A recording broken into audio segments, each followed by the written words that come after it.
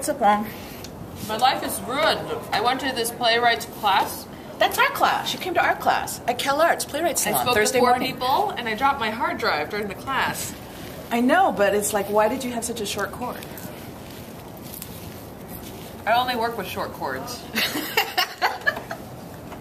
Well, it was a really great little clinic about being an artist, using your resources, and how you market yourself. And the big thing that Kristina Wong can teach you is that the marketing is part of the art, right? Yeah. Why whore for your art when you can whore in all directions? That's Isn't that right. Omni-whore. Omni-whore. Omni-whore. Does an omni-whore need an omni-pimp? I don't know. I always thought Alice Tuan. Alice Tuan has always been an omni-pimp in my life. Oh, thanks. That's really dear.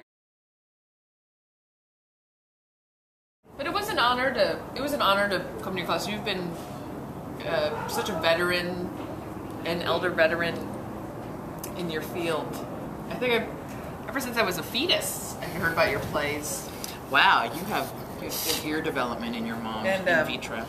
And It's not in vitro, in utero, excuse me. Because you're not a test tube baby. Newsflash, Kristina Wong is not a test tube baby. But, when I look, to, I guess you would be the Issei and I would be like the Sansei of playwrights. I'm the no-say, I'm the o-say. I'm the o-say. I'm not even Japanese, and I'm the o-say. I mean, you were there when Jesus was being crucified, and then you were able to channel into the plays you make now. I saw him come back. You saw him come back? Yeah, That was you? just like I've seen all your comebacks. There's been multiple comebacks. But Alice has been both like a grandmother figure and a mentor, and She's speechless. She really is. But I mean, I have to say that Kristina Wong. It's not only being a performance artist. And at today's salon, I understood what the difference between a theater artist and a performance artist is, and that is the performance artist, at least in the 21st century now, and as Kristina Wong unpacks it, is that you actually are blurring the line between what fiction and nonfiction is. Like, life is it's all encompassing, it's all meta, everything can be referred to, everything is fun, it's like, we could have had a perfectly nice interview, but like, Kristina Wong's hard drive is in peril. And this is a traumatic moment. I mean, what a trooper. She's doing this interview. Despite the fact that, what's on that hard drive? What the hell's on there? Archives from our conference performance panel called APA Cunt, Asian Pacific Americans Contemporary Unilateral Neo-Theater. The only archives of this 5-day event that we did 5 panels in 5 days, performance panels, which is really hard on Alice because of her age. It's like, I don't think New York City was big enough for Kristina Wong's ego. So it wasn't. But maybe it was meant to be, maybe that project, I thought I'd throw that into a grant application. Oops. Well. But I think I can, I think we're in the wrong business. We need to be the data recovery business. That's right, because it's part of disaster capitalism. It's like, people have just lost everything on their hard drive. We can charge you an extra $2,000.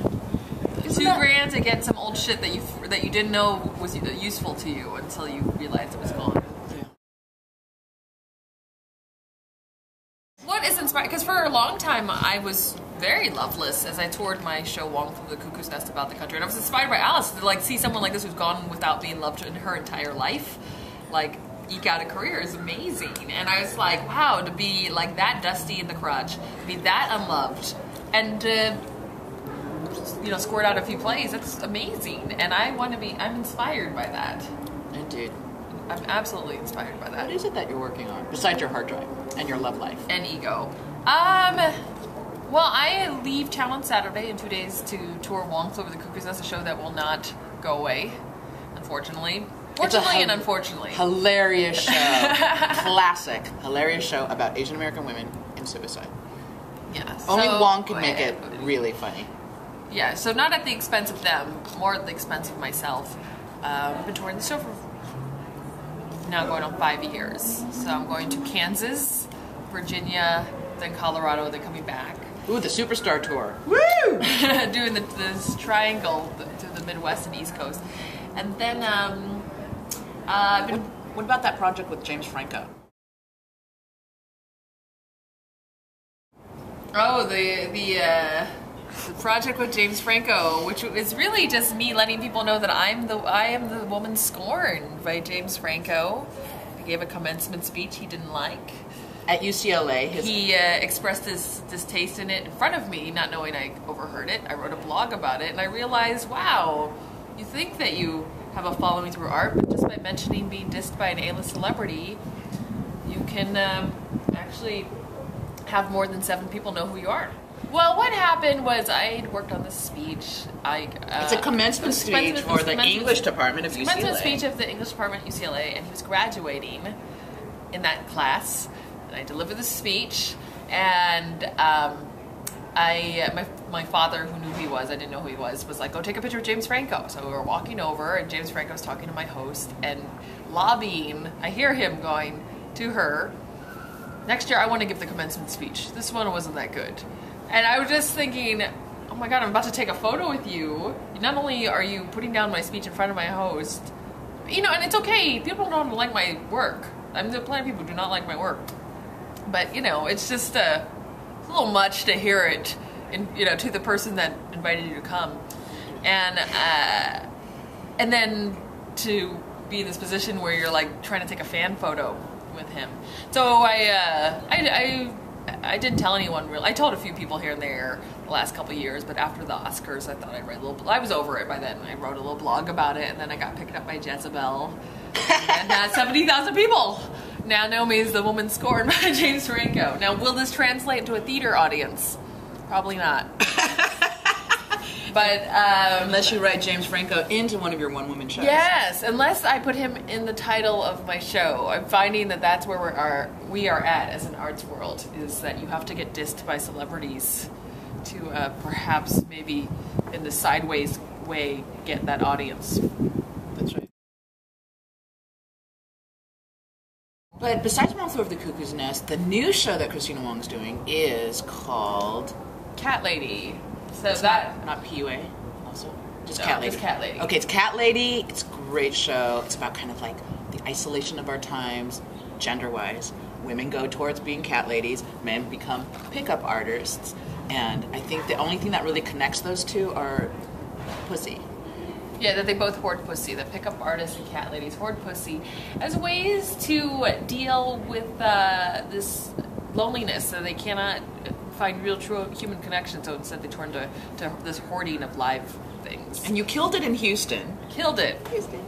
But then Wong also is like very resourceful and very, sustainability aware, which is really amazing. Like Wong had this pink Mercedes that ran on vegetable oil. It blew up on the 405, and now she's carless in Los Angeles. See how committed I am to my work? And as a performance artist, you take that, it's not lemons at all. You just live it, and then you make a show out of it. Do kid journalism on it. You make a show out of it, and that show is Going Green the Wong Way. Going Green the Wong Way. I always think of it as Carlos in LA, but I think Carlos in LA. It's what it was called, and then I was like, well, people love it. People love my last name. They love what it sounds like. It sounds like wrong, like Wong number. Have you heard this joke before? I got the Wong number. Never heard that joke before. About the Chinese people, the Chinese couple who had a white baby. It's like, that's not possible. 2 Wongs don't make a white. That's so funny.